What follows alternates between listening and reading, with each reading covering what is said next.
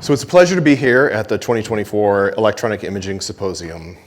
Being a content creator, I always enjoy the opportunity to connect with talented designers, engineers, technicians, and now scientists that create the technology and the displays that our stories are ultimately broadcast out to our consumers. I hope today I can give you a glimpse into all things 3D and immersive going on in the business and what's to come from a creative standpoint. Many people say Hollywood is where dreams come true, and what we are finding out is they may be more correct than we thought.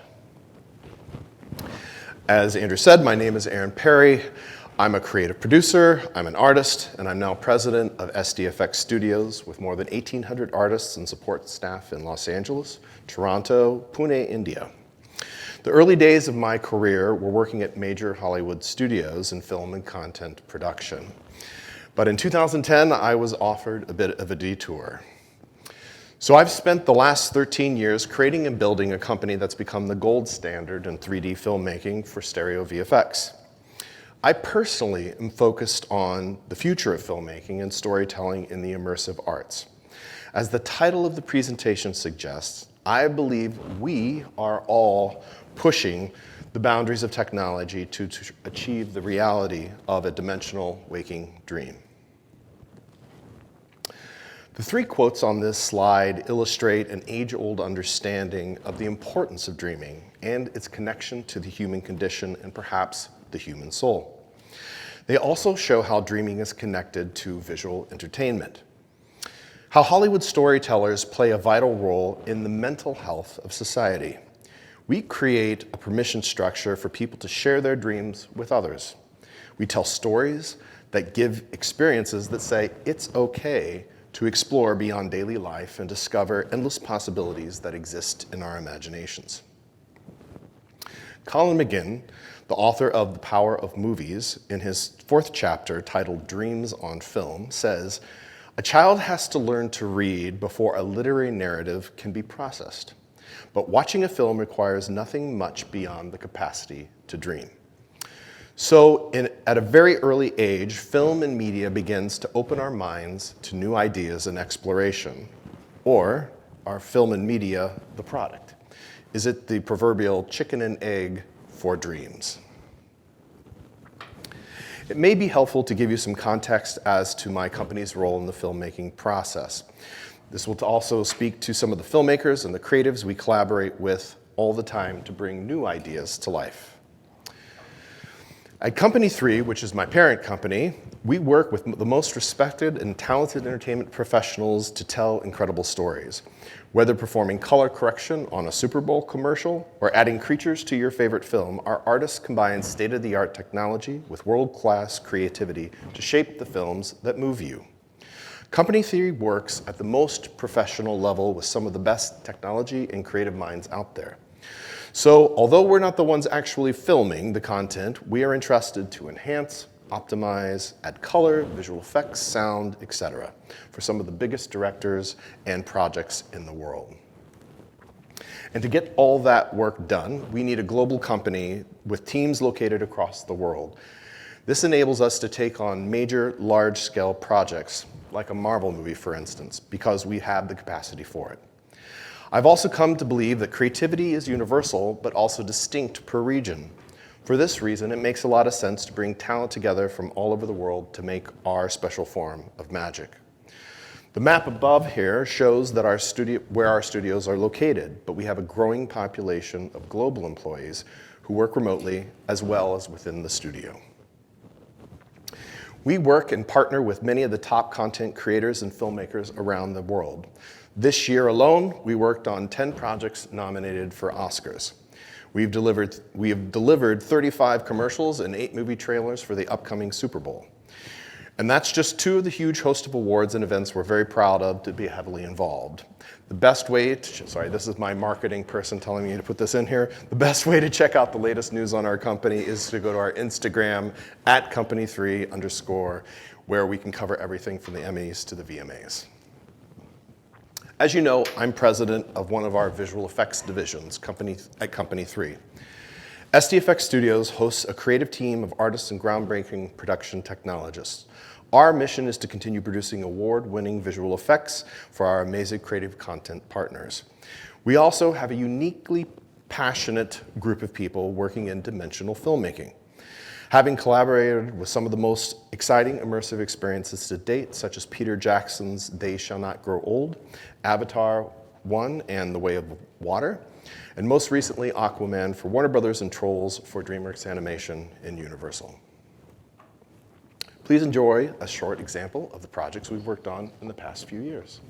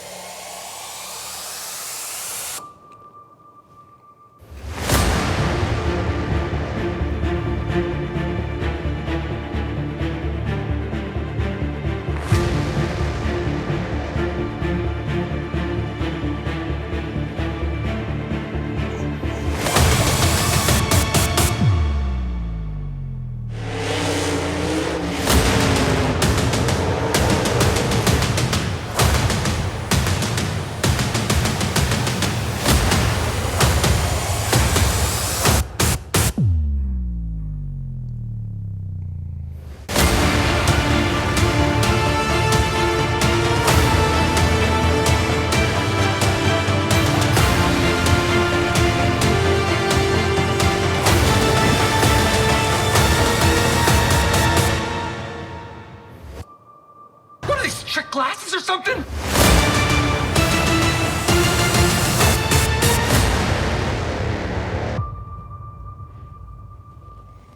Anybody notice the anaglyph in the logo? That's part of our company. All right, one person did. Okay. SDFX Studios has worked hard to distinguish our work as some of the best in the business. We have won over 18 awards in our 13 years, including many AIS Lumieres, and more recently we received an Annie Award nomination for our animated episodes of Marvel's What If. Now back to the subject at hand. Our company's very short 13 years has happened in relation to Hollywood's quest to create the waking dream. Modern 3D filmmaking found its beginning in the last 10 years, its meteoric rise, and its many challenges in this very short period of time. Let's better review and understand what happened in this time period. Here's a concise list of major historical moments in modern 3D cinema. This is by no means complete, but it shows the ebbs and flows over the past decade or so. One lesson is clear. If the creator believes in dimensional content, it generally does very well. In 1995, the first 3D IMAX film was made by filmmaker Jean-Jacques Arnaud, Wings of Courage.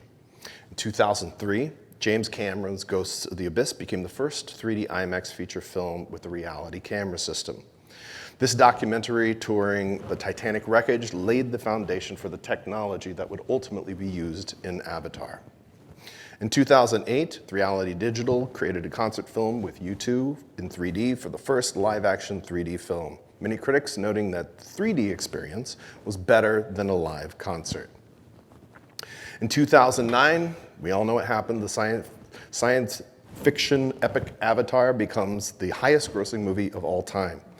The film is widely held to be a major breakthrough in 3D technology using all three 3D techniques. In 2010, the first ever live 3D sports broadcast in Europe were planned for the selected rugby union matches. Six nation matches to be screened in 40 Cineplex Odeons and Cineworld cinemas across the UK. And where does this lead? In 2016, the 3D box office reached $8.8 billion globally.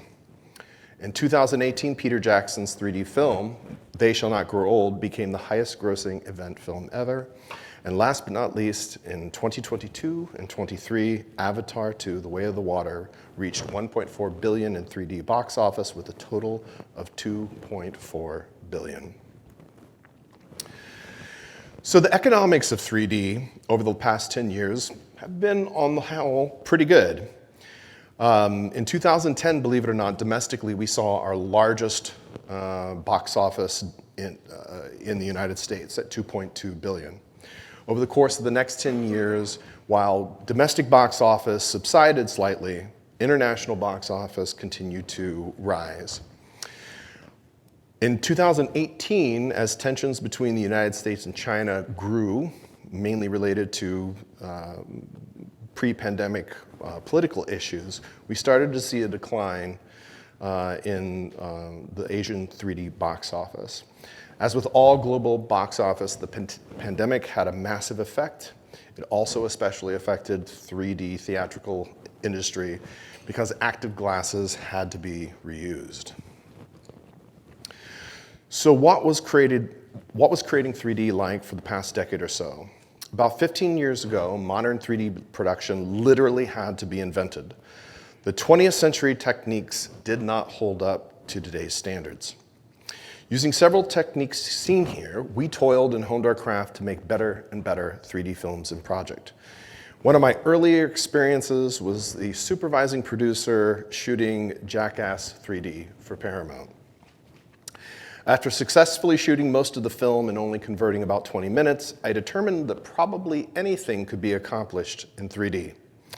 Although I was cattle prodded many times during the making of the film by Wee Man, the film did go on to accomplish several firsts, including it was the first film to use phantom high-speed cameras to capture slow-motion 3D. It produced an amazing opening sequence credit scene that has not been surpassed to date. At Stereo D, now SDFX, we've invented many tools and techniques to create indistinguishable 3D from shooting with stereo cinematography. And now I'd like to have you hear from one of my good friends, Dimitri Portelli, one of the best stereo cinematographers in the industry. Okay, so the future of stereo imaging, I think, is at a tipping point. And we've seen highs and lows, and we've come so close. But we had setbacks, we had dark theaters. We didn't sort of have the comfortable storytelling aspects of 3D with the craftsmanship that we could have had. So things are getting much better. I'm on my 4th project at 120 frames per second, and when I see that dual laser projected, really bright, I'm working in a different format than where I started 15 years ago. So we're on the cusp of something amazing, and what we need now is just an exhibition market to open up a little bit and some sort of high energy and conceptual artists to help us break through. I think people need to realize that we have made huge leaps and bounds in the last decade in what we're doing with the technology to support the artists. Dimitri's an awesome guy, and a very talented cinematographer. But he spoke about some of the challenges we've seen in the past 10 years. One of the biggest challenges with audience enjoyment of 3D in both the theater and in the home is that most exhibition technology was too nascent to achieve a great and consistent experience. At home, consumers showed they did not want to put on glasses just to watch a 3D TV. In theaters, projection technology was not able to create enough light and could only hit about 3 foot Lamberts in brightness. Early VR headsets had insufficient resolution and only catered to a brave few that wanted to be locked away in their headset. But we did see a glimmer of hope with parallax barrier and lenticular glass-free monitors and TV. But they just didn't quite work yet on a consistent basis and at high enough resolution. So what did that create? That created a lot of pushback in Hollywood. Because of inconsistent quality in creating 3D and exhibiting 3D, many directors and producers in Hollywood got scared of giving their filmgoers a lesser than experience than at the same time they had to pay more for in the first place. This was the beginning of the pushback for 3D content. Only those who could guarantee great experiences pushed forward with dimensional filmmaking, and their success followed. Marvel, for example, for many years has enjoyed box office success, partially driven by special formats, namely 3D. So what's the status of 3D post-pandemic? At the end of the pandemic, the future of immersive and dimensional entertainment was far less than certain. But quietly, some of the people in this room We're working hard in the background to change and improve the issues around 3D content creation and exhibition.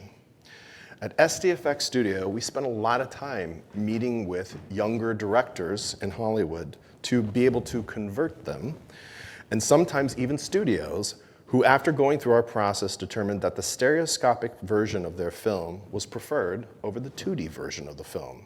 These small creative wins mattered. And then this happened. James Cameron shared his latest waking dream. Being a visionary and a director is a powerful combination. There are moments in cinematic history that mark a change in creative direction and/or the economics of the business. Avatar: Way of the Water was just such a moment, pulling back millions of moviegoers to the theater and in 3D. So what is the condition of the waking dream currently? Many, many exciting changes are happening. With a global box office of $2.4 billion, as I said before, and 65% of it coming from 3D, Studio realized once again that immersive filmmaking, if done well, can not only bring people back to the theaters, but also be a lucrative proposition. Avatar helped once again give credibility to dimensional theatrical exhibition. This can be seen in a slide from our good friends at Real D. The current economics, they are for the most part looking good. Pre-pandemic, film take rates for 3D were down at about 8 to 12%. But as we can see here in the last year, and this is not complete, take rates are up to 18% and are soon projected to be above 20% in the following year. All of this with the potential of downstream revenue. The possibilities are endless to monetize 3D content. Also, something that Andrew and I talked a little bit about is films are getting a second look for a dimensional exhibition. Like picking up a book for a second time and finding things you missed on the first read, many directors feel their stories can be enhanced in an immersive version of the film being released. Who wouldn't want to see Top Gun 2 as an example if you feel like you're really in the cockpit with Maverick? So during the COVID years and the years following, techniques for capturing and creating stereo continued to improve quietly in the background, so much that our company has replaced rendering stereo versions of 3D animated movies with our artistic process. Even for animated movies such as Trolls World Tour, we're currently also in production on a 360-degree underwater 3D immersive experience with cinematographer and director Adam Ravitch. This project is shot with some of the latest 3D cameras and is using cutting-edge visual effects to be displayed in a circular, domed 3D stereo experience. New platforms for immersive storytelling and experience are coming into their own. I think we're all bearing witness for the true beginnings of immersive entertainment. Immersive art exhibits are popping up everywhere with relatively simple techniques to deliver an immersion experience that most audiences have never seen. Has anyone seen Van Gogh? A few people. For us, we all walk in and go, really? But they're getting $35 for people to enjoy that experience. Some are completely passive like Van Gogh, but others are completely interactive with guests following clues and story points to figure out a mystery. The best example, also in Las Vegas, is Megamart at Area 15. Another way to create immersion is through scale, and MSG's Sphere has proven it overwhelmingly with Darren Aronofsky's Postcard from Earth. Has anybody seen the Aronofsky film? Amazing. Led by the team at Disney and Lightstorm Entertainment, many exhibitors have reinvested in production technology, bringing the best and the brightest 3D experiences to audiences for Avatar: Way of the Water. Gone are the xenon bulbs of the past, replaced by laser projection, which can achieve at least 6-foot Lamberts in theaters, and when doubled, a full 12. This has helped tremendously give quality 3D experiences to moviegoers and give more confidence about watching 3D in a theater.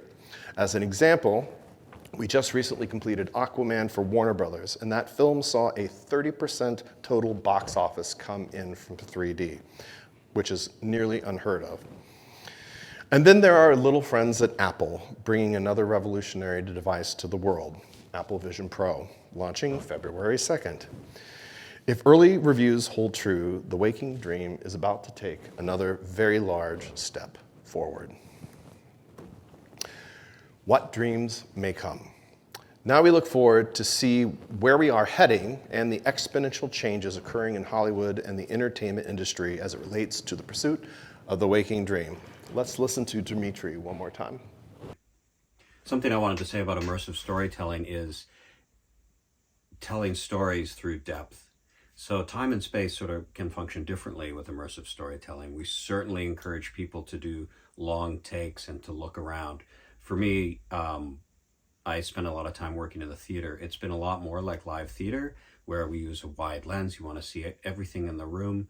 We want everything in focus, and we want to move so we can put the audience in a front seat.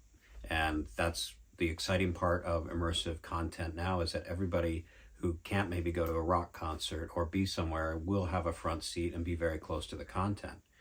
Immersive storytelling, for me, has not been going into one specific format. So for example, I think it's a bit didactic to say everything has to be stereo or everything has to be color. I think that variation is important. Photographs work wonderfully in a stereo landscape. And I think taking people into a stereo story and leaving the stereo story is interesting as well. And I think it's like that in daily life. You'll have bigger moments with people close to you and moments when things are very far away. So I think people should just play with the mediums within the immersive landscape. So what do the waking dreams of the future look like? Will they be films? Will they be a manifestation of whatever you're thinking about at the moment? Will you step into your favorite novel? Some would say that they can eventually be both. I'm a pretty big geek, and I'm a believer in Gene Roddenberry's version of the future, because he did give us a glimpse of what the future will look like with the holodeck. Like so many aspects of the Star Trek universe futurism, the components are becoming a reality as we speak. Using large language models, generative AI, and other AI components, the pieces are coming into place for the holodeck waking dream. We are definitely a ways away from full organic interaction, although haptic devices soon may be able to provide full touch interactivity. We will most likely see our first experience of the holodeck and the waking dream through AR, VR, and live experiences with multiple planes of interactivity. This will allow for an incredibly deep and enriched simulated immersive experience. And how will we get those images? Photoreal dream worlds will be created using software much like Unreal Engine. With exponential increase in compute, the addition of more intelligent AI-based world building, anything we can imagine can be created. Not sure if anyone here would like this, but I know I do. I think in the near distant future, playing Dungeons and Dragons with your friends, you'll be able to be on a first-person adventure right in there on that campaign. So I'm super excited. I thought it's important to sort of bring you up to speed where visually things are. So I'm going to play you some of the latest environment creation using Unreal 5.3.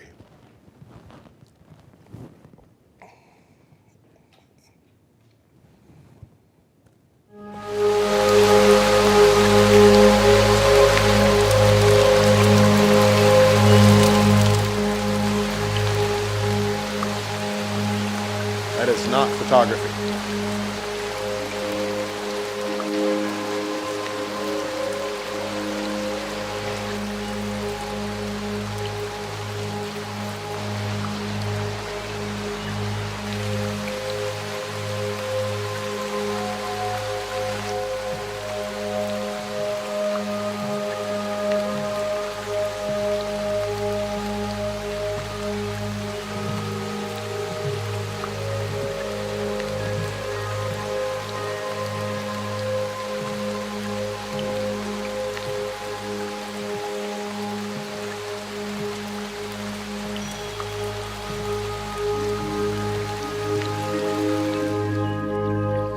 Crazy. And The fun thing is when things happen while you're working on something, as I was writing the presentation, an announcement was made by my dear friends over at Disney Imagineering, creating something called the HoloTile. Has anybody heard this? Truly remarkable. HoloTile is an omnidirectional floor you can walk on in any direction you want. Using an AR, a VR, a simulated environment, people can remain in place while walking in any direction being tracked. More than one person can use the floor at the same time, and man, the uses are just being thought of where that will go. So what does this mean to the future of storytelling or the waking dream? Steven Spielberg recently quoted that AI and its use of storytelling terrifies me. True quote. His concern is about the idea of the human soul being ineffable and that it's not something that can be contained in an algorithm. If computers begin to become the creators of our stories, will we lose the creative souls from which our dreams come? As you can see here is a simple 3-act structure that you're all used to watching in our Hollywood movies. But perhaps in the future, movies will look a little bit more like this, where the viewer can be both passive and active. As you can see here, the person begins in a passive state, moves into a decision-making role, and then the story unfurls from here. These are real ideas being worked through in Hollywood right now. So what can the members of this forum do to help our quest for the waking dream? Continue to innovate, but consider the stories the world wants to hear. I think that's really important. Experience it for yourself. If only one of you have seen Aronofsky's film Postcards from the Edge, I encourage you all to go see it. It is amazing what scale can do to create a sense of 3D and immersion. Spend some time with people who create the content. Tell them what is possible, but more importantly, listen to what they hope is possible. Make sure you consider cross-platform utilization in the technology you create, moving from perhaps medical to entertainment to gaming. And last but not least, join a society, much like the Advanced Imaging Society, whose core mission is the advancement of filmmaking and entertaining creative technologies. And I will leave you with a quote from my favorite philosopher, musician, from Mr. Bob Dylan: "I'll let you be in my dreams if I can be in yours." With that, thank you very much.